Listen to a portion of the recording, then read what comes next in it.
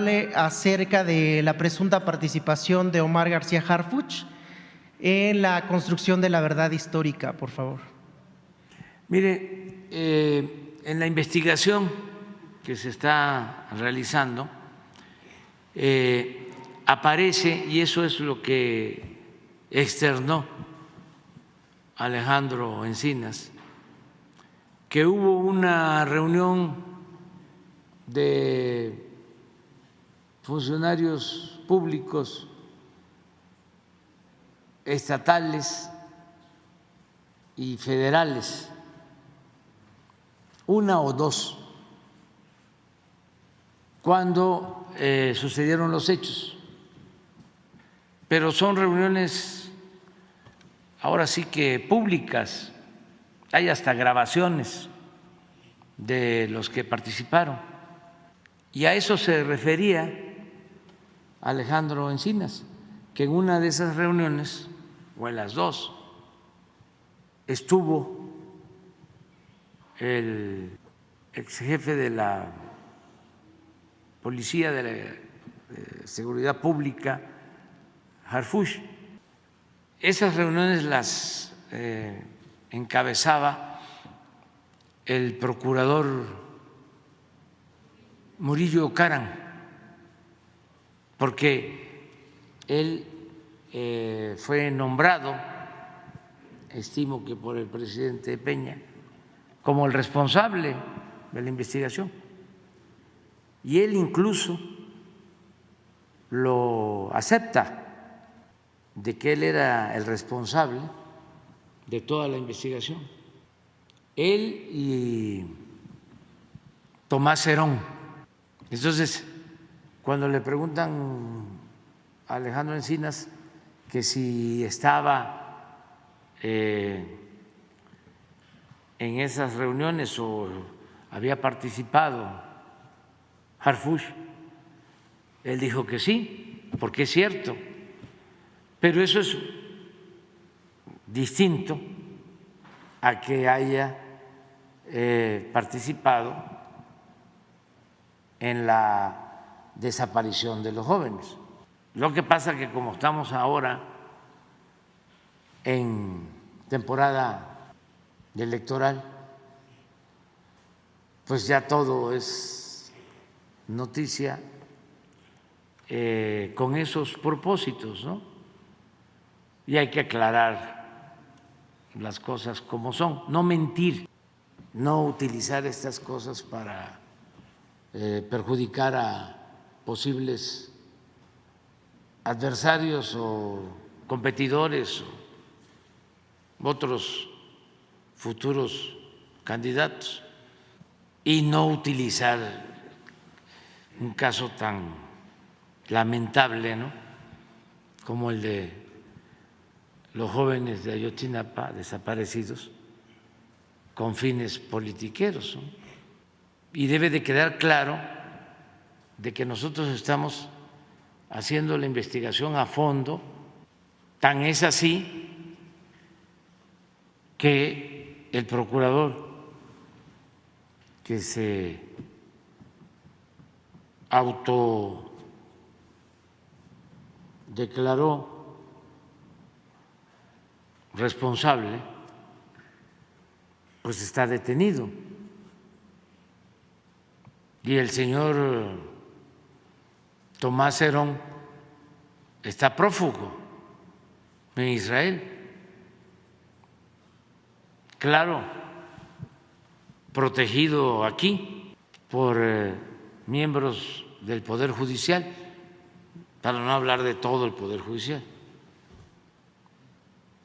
porque le están otorgando amparos.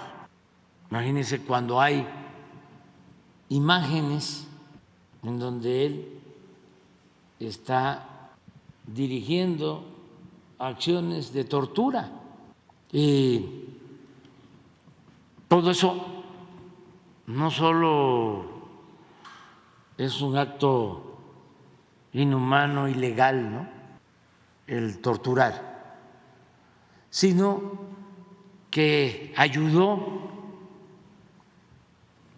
a que quienes sí estaban involucrados, como fueron torturados, obtuvieron su libertad. Fíjense todo el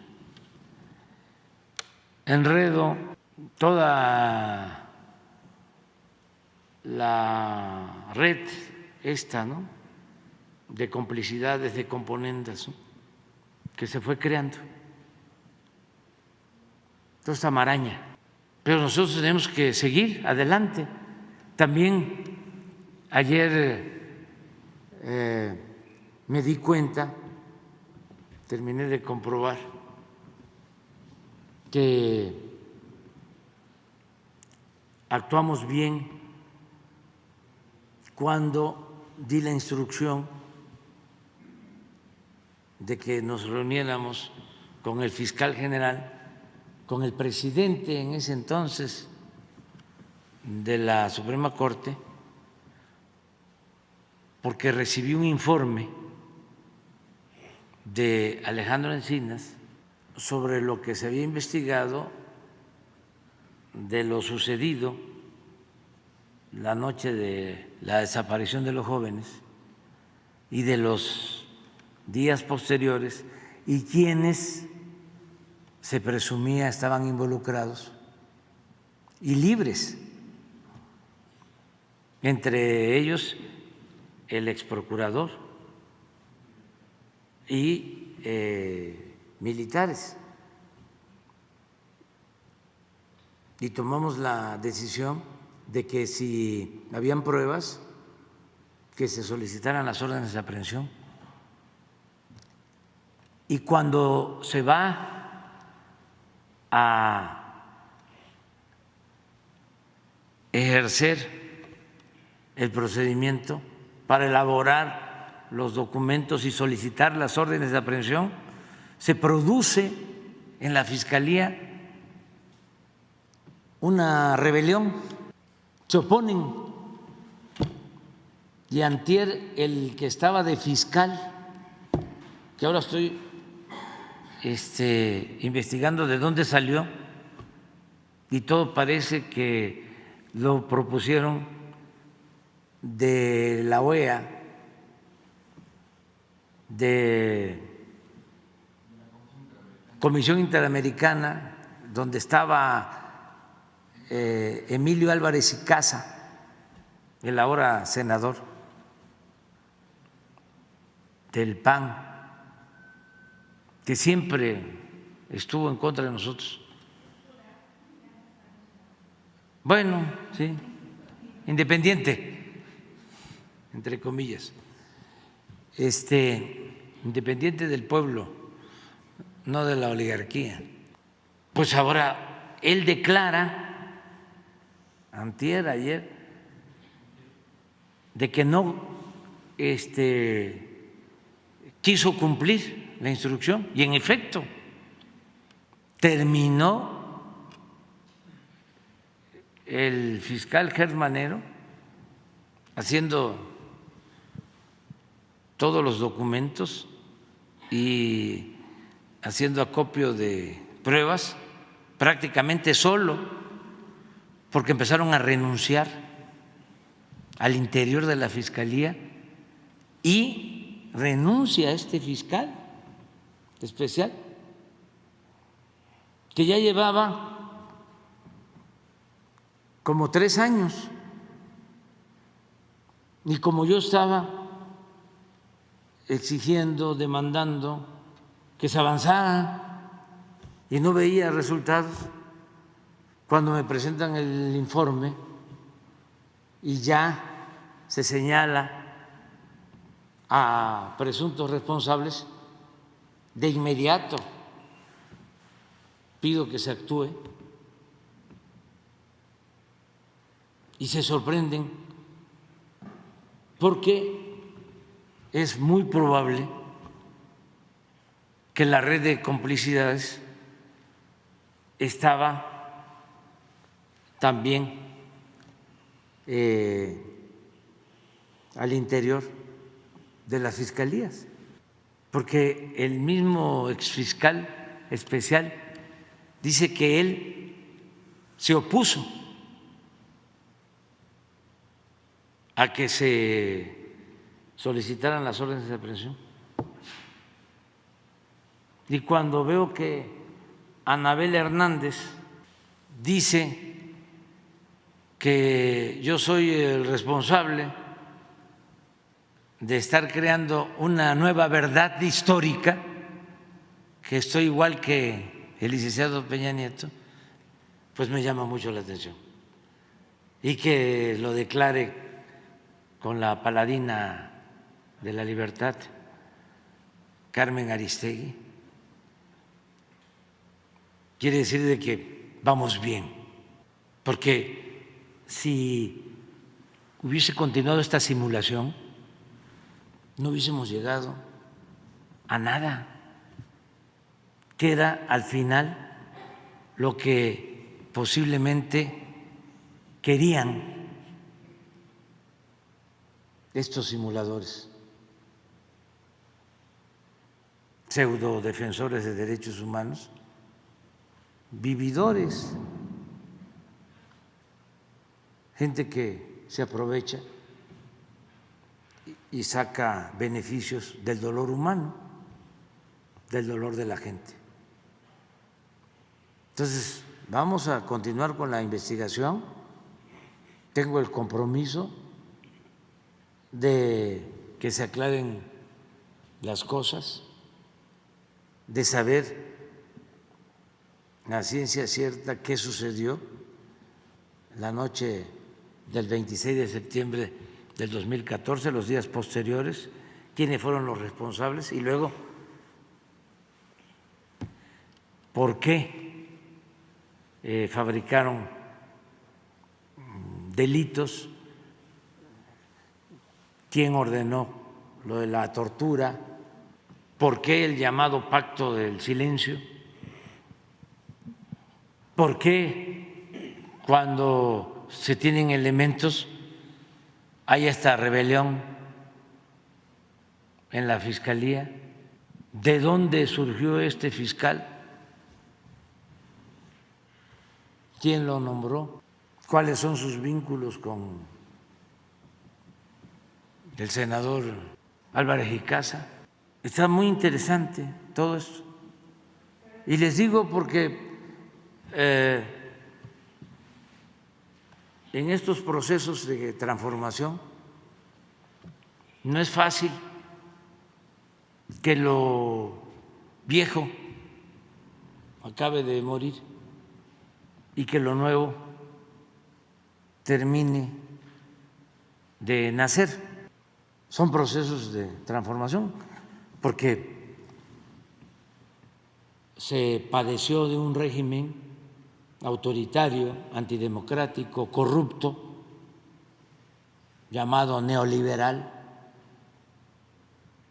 bautizado por nosotros porque es lo más cercano a nuestra historia como neoporfirismo. Se padeció durante 36 años. Entonces todavía ni cumplimos 5 años de gobierno. Y darle marcha atrás a todo eso, hacer a un lado toda esa rémora, todos esos vicios, hacer a un lado todos esos intereses creados, toda esa corrupción, pero sobre todo esa mentalidad clasista, racista, discriminatoria, falsa, porque mienten como respiran, calumnian. Entonces lleva su tiempo. Afortunadamente vamos saliendo adelante y la transformación va enfrentando todo tipo de obstáculos Y estoy satisfecho porque se va avanzando, se va avanzando, se va limpiando, se va purificando la vida pública. Y se están quitando las máscaras, muchos, ¿no?, que engañaban, que eran independientes de la sociedad civil, cuando lo cierto es que pertenecen al bloque conservador. Entonces, ayuda mucho el que haya transparencia, que no haya simulación, porque la simulación, el aparentar que eran independientes, mediatizaba mucho, es decir, impedía el cambio, impedía la transformación. Entonces, cuando ya se aclara de que son dos proyectos distintos, contrapuestos de nación, pues como decía Juan Álvarez, ya no hay para dónde hacerse. Esta ancheta está muy angosta, no hay ni para dónde hacerse. Ya no hay justo medio entre defender a la oligarquía corrupta o defender al pueblo. Es que antes habían demasiados matices, asegúnes, ahora no. Eso es un avance. Así fue lo de Alejandro Encinas y ya se sabía sobre estas reuniones, están hasta grabadas y participaban pues funcionarios del gobierno federal, el gobernador de ese entonces en Guerrero y otros funcionarios. No me meto en eso, o sea, lo que sí puedo decir es que no se puede juzgar a nadie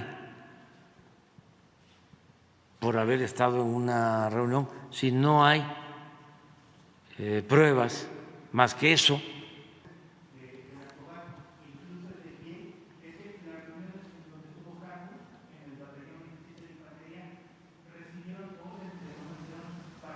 Teléfonos y construir la verdad histórica. Entonces, no habría quizás que aclarara cuál fue su involucramiento, porque eso lo dice. Pues sí, ellos podrían aclararlo,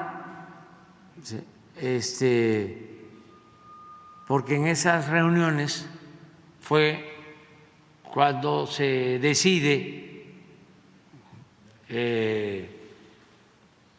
fabricar los delitos y se comete el grave error de querer ocultar los hechos y darle carpetazo al asunto. De ahí surge de que a los muchachos los habían llevado al basurero de Cocula. Le surgía cerrar el caso. Entonces hay que ver si se encuentran elementos de que Harfuch participó interviniendo teléfonos o algo por el estilo, lo que estás sugiriendo. Hasta ahora, ¿sí?, en lo que yo he visto, no hay nada más que la participación en esas reuniones. Con base en los documentos de la COBAC y la investigación del GIEI, que incluso en las minutas se dice con base en documentos de la CDN. Sí, pero no lo acusan a él. Ahí lo ponen de que participó y recibió. Ah, sí, en la reunión, sí. Pero de ahí, sí, ahí participaron, les sigo, el gobernador de Guerrero, muchísimos funcionarios. Hubieron 2 o 3 reuniones, sí, donde se tomaron esas decisiones, exactamente. Pero el que asume la responsabilidad, y todavía en las declaraciones recientes lo sostiene, es el procurador, en donde ellos, tanto el procurador como el señor Tomás Herón, se hacen responsables. Por eso es que se está actuando en contra de ellos. Yo siempre he dicho que son 3 tiempos, ¿no? Primero, ¿qué sucedió el día 26 de septiembre y los días posteriores? Ese es un momento, ¿sí?, de varios días, un tiempo de varios días. Luego, la fabricación de los hechos, que pasa por detenciones, torturas, hasta la declaración, donde se da a conocer la llamada verdad histórica y se da por cerrado el caso. Y lo tercero, que es lo que más debe de importarnos, aunque tiene que ver con los 2 procesos anteriores, es conocer el paradero de los jóvenes. ¿Dónde están los jóvenes? Eso es lo más importante y justo y humano, porque ya hay como 130 personas, 120, 130 en la cárcel. No hay un caso así en el mundo donde estén en la cárcel un exprocurador. Hay uno en la cárcel que estaba en la Procuraduría. No, uno que estaba así como Cerón, que lo acaban de detener hace relativamente poco, que no lo podían detener. No, porque le avisaban de adentro. Por eso celebro, porque yo ni me imaginaba, yo le tenía confianza a los que estaban haciendo la investigación, al fiscal especial, y de repente resulta que no querían actuar. ¿Quién sabe qué acuerdos tenían con el procurador Murillo Karam? Porque el procurador Murillo Karam estaba quitado de la pena, tranquilo. Imagínense que se había hecho responsable de la investigación, la cual había llevado a que se demostrara que los jóvenes no habían sido asesinados en el basurero, los desaparecidos ahí en el basurero, y él sin problema. Y cuando se solicita la orden de aprehensión, se produce una rebelión al interior de la Fiscalía General y de la Fiscalía Especial. A mí me llamó mucho la atención eso, porque ¿qué está pasando? Porque cuando nosotros llegamos, pues ya llevaban 4 años con el caso. Ese. Grupos de antisecuestros de la CEIDO. Fíjense, jefe del grupo antisecuestro de la Procuraduría. Ese ya está también detenido. es procurador, está prófugo el señor Cerón. ¿Qué era Cerón? El de la ICM, que es Agencia de Inteligencia. Sí, de lo que era García Luna, ¿no? No fue García Luna de ese cargo. No. García Luna fue de... El AFI, sí, el AFI. Fue del AFI. Sí, este es otra, pero es parecido. El ámbito de la policía, de la AFI, y este es del ámbito de la Procuraduría. De la Procuraduría, sí. Esos tres, dos generales oficiales, ¿en dónde hay tantos detenidos y de este nivel? Porque decidimos que no iba a haber impunidad, pero sí no ha sido fácil porque es una red de complicidades, de componendas y muchísimas distorsiones. Imagínense a los que torturan y los jueces los liberan porque se demuestra que fueron torturados. Y en los actos de tortura participa Cerón. ¿No puedes poner una imagen, sí, de Cerón donde está ahí? Es que todo esto ayuda para que la gente tenga información, porque si no se vuelve exclusiva, y por eso salen las Anabeles Hernández, ¿no? O las Carmen Aristegui. Ahora resulta que yo estoy igual que el presidente anterior y estoy encubriendo y no quiero que se conozca la verdad.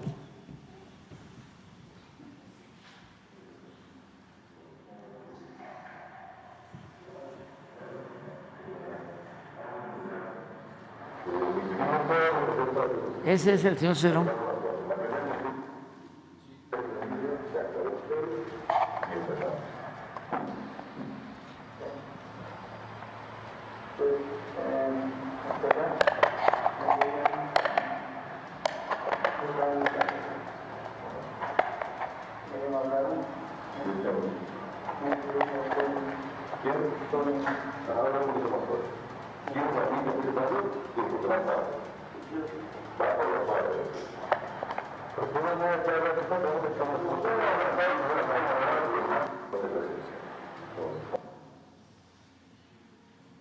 A este señor es el que están protegiendo los gobernantes de Israel. Y un juez lo acaba de amparar, pero yo no, pero no es a mí. A Alejandro Encinas, sí, que Alejandro no hable de eso, pero yo sí. Digo, o me incluye a mí. Ah, bueno, le tiene que dar otro amparo. Imagínense esto. Entonces, son muchos intereses, mucha mezquindad. No, yo no voy a meterme en eso. Nada más es que cuando se tiene autoridad moral, se puede hablar con libertad. Yo cuando llegué aquí, llegué por el apoyo del pueblo y cuidando, no dejar trozos de dignidad en el camino. No era llegar por llegar. Un presidente que llega sin autoridad moral, sin autoridad política, es como una hoja seca, es un cero a la izquierda. Y México no merece eso. México es un gran país con un extraordinario pueblo. Sus autoridades tienen que tener autoridad moral, tienen que tener autoridad política. No se puede gobernar un país si hay relaciones de complicidad con las mafias. No se puede, porque la autoridad se convierte en pelele, en títere, en empleado del poder económico, del poder político, de las mafias. Pero si hay que limpiar el poder judicial, se necesita, y la mejor forma, el mejor método es el método democrático, que el pueblo elija a los jueces, que el pueblo elija a los magistrados, que el pueblo elija a los ministros, así como se elige a los diputados, a los senadores, a los presidentes municipales, a los gobernadores, al presidente de la República, de manera directa. Así era antes, en la época de Juárez, así fue durante mucho tiempo en Estados Unidos, desde la fundación de Estados Unidos. Hay un libro de Tocqueville que se llama La democracia en América, que habla de la fundación de Estados Unidos y de los principios que permitieron la creación de lo que ahora es esa gran nación. Y el principio democrático incluía la democracia participativa. Existe todavía en algunos lugares de Estados Unidos, en donde si se va a cortar un árbol, participan todos para ver si se autoriza. Y se vota. Esa es la democracia participativa. Y muchas cosas que tienen que ver con el Poder Judicial, la elección de los jueces. Acuérdense que cuando juzgan hablando de estas autoridades corruptas, el que está en Estados Unidos, García Luna, el jurado, ¿cómo lo integran? Con ciudadanos. ¿Y desde cuándo viene eso? Pues desde la fundación de Estados Unidos. El jurado que declara culpable a García Luna son ciudadanos. Todos tienen derecho a participar y la obligación de participar.